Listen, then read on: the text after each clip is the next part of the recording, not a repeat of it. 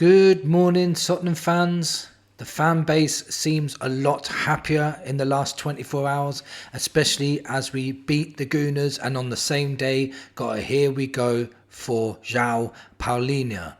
Very, very good day yesterday. It really boosted our morale and really pushed us to start believing that we can have a good season again, because we were all having doubts, and myself included. I'm normally a very positive guy, but I was having doubts. But signing Palhinha on top of Kudus now are two very strong signings that improve our first 11.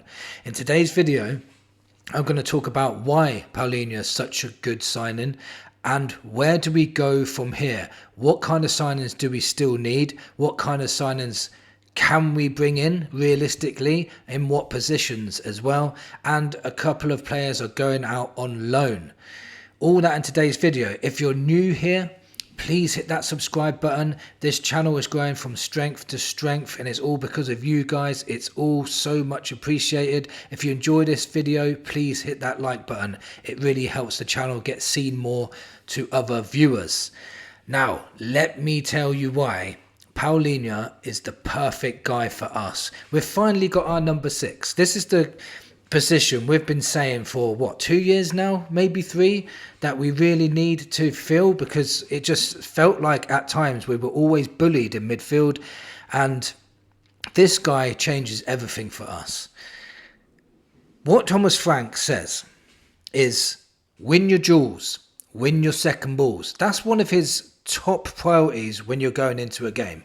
He said it before the Arsenal game yesterday in that friendly. He said, Arsenal are going to be very physical. I need you to be very physical. I need you to win your duels. I need to win the second balls. That's what he keeps pushing on these players. And you could see it clearly yesterday how much we were harassing, tackling, strength, power in all the players. It was really good to see. So Palhinha, wow, is the perfect guy. Now, I'll tell you a stat, and this is a really, really good stat. In 22-23 and 23-24 season for Fulham, Palhinha made 301 tackles in those 2 seasons. That was first in the Premier League, more than anyone else. But not only that, it was 100 more than second place Caicedo. 100 more tackles. He was by far the best enforcer in the league at the time. And that was literally, end of 2024. So, it's only 2025 now. It's only last year. And everyone's saying that, he's lost it and all this because he went to Bayern. But Bayern's system just didn't fit right with him. This guy, we need this guy that is going to put the steel into midfield, right? This guy is going to put, sorry, I was getting my words mixed up. This guy is going to put the steel in our midfield. Like, we're going to be so solid with this guy here.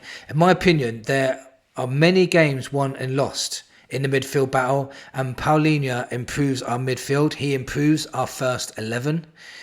We already have a solid defence now, with him screening, protecting and going in hard to break. We are going to be hard to break down. Seriously, right? He will be vital for when we are away to the the Emirates, at Anfield, at the Etihad, at Stamford Bridge. We've already had a taste of how well we can defend as a unit when we played the Gooners yesterday. They couldn't lay a glove on us.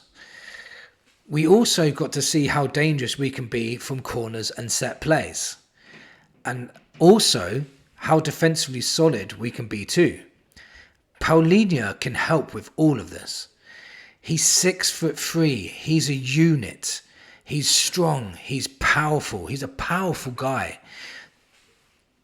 And when we have corners and set pieces, this 6'3" monster is going to be in trying to win headers to score goals. And he's also going to be defending our box, along with Van der Ven, Danso. You got Kota Takai 6'4", Vuskovic 6'4". We've got some big old boys in our back line now. So that's really good to see. So you can see where Frank is going already with what he's doing. The 2 signings alone give us more physicality more stronger outfits. So Kudus and Palhinha, both very strong physical players. Both of them are. They completely strengthen our first 11 straight away. Just think of the core of players now that we now have. Romero at the back with Palhinha in the middle and Kudus up the top. Solanke up there too. All strong players. And when Kulu comes back, another strong player. You know, I know there's people saying he's too old. He's too old. The same people were saying we need experience. So which one is it? Make up your mind. For those who are not happy with this signing, one, he's on loan and he's an option to buy for like 23 million or something like that. And that's a bargain for that sort of player. And wait till you see him play for us. He is an enforcer. You will soon change your mind. I don't need to change your mind. He will do it for me. So what now? What do we need to do now? So, in my opinion, Kudus and Palhinha really strengthen our first 11, but we still need more. We're going to be playing Champions League football. We are inevitably going to get injuries. So, I still think we need a striker. I still think Richarlison's not good enough when he is fit. And most of the time, he's not going to be fit. We know that. Solanke can't play week in, week out, 2 games a week. So, we're going to need someone like Wissa to come in up front for us. That would be an ideal signing. He's played under Frank before. He's Prem proven. He scored 19 non-penalty goals last season. I think he would just be perfect for us. Another strong physical player as well. We need a left back, and in my opinion, the best person we should go for, and if you've been watching my channel for any amount of time, we should be going for Anthony Robinson from Fulham. It's absolute phenomenal left back in my opinion. He gets an excessive amounts of assists as well. Never stops running. He's an athlete. He'll just be perfect for that left hand side, and then we can put Spence on the right hand side to cover Porro, and we'd have extreme amount of depth on the fullback positions. Then I just think he would be absolutely perfect for us. He really would. So we also need a superstar winger on the left-hand side, especially if Sonny does end up leaving. There's links to Rafael Leo from AC Milan, and he's known for his very, very quick pace and his dribbling skills, which for me would be a really good asset to have on that wing. Odegaard, for me, impressed. I thought he did really, really well, but you know, having someone to give him a lot more competition would be very, very good. Leo would be a great signing for us, but I guarantee we end up with someone like Garnacho.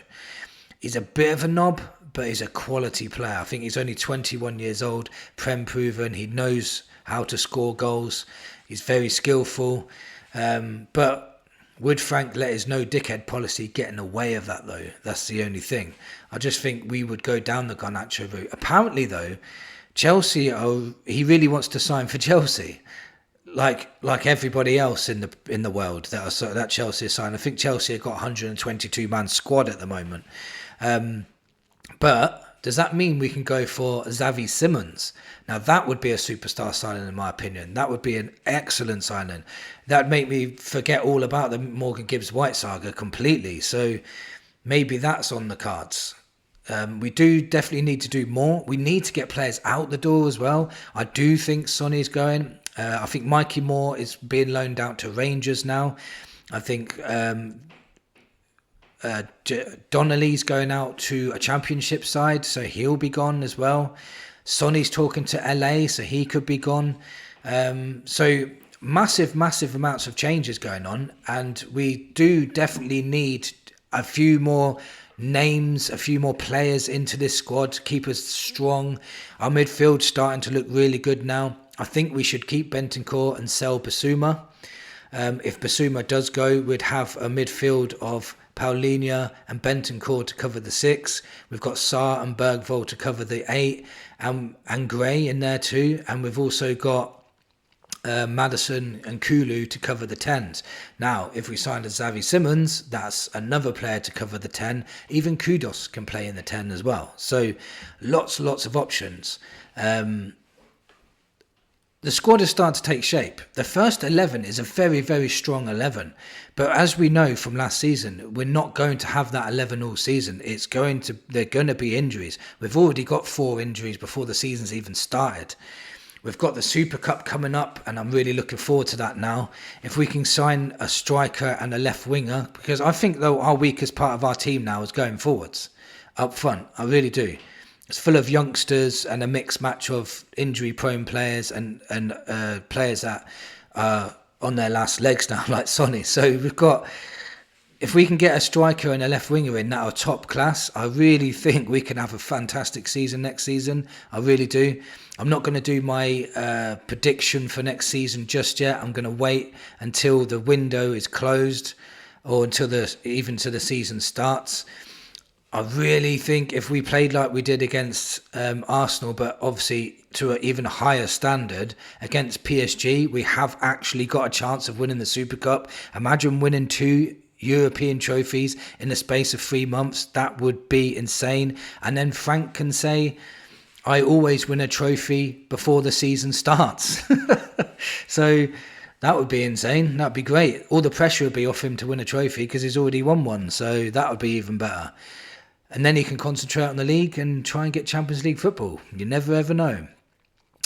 Anyway, let me know in the comments, what do you think of the Palhinha signing? Do you think he improves our first 11? Would you hope him for someone else? He's only on loan, remember? So if we didn't sign him next year and we bring in a Wharton, that would be a very, very good idea. Let me know in the comments what you thought of today's video. Thank you for watching, and come on, you Spurs.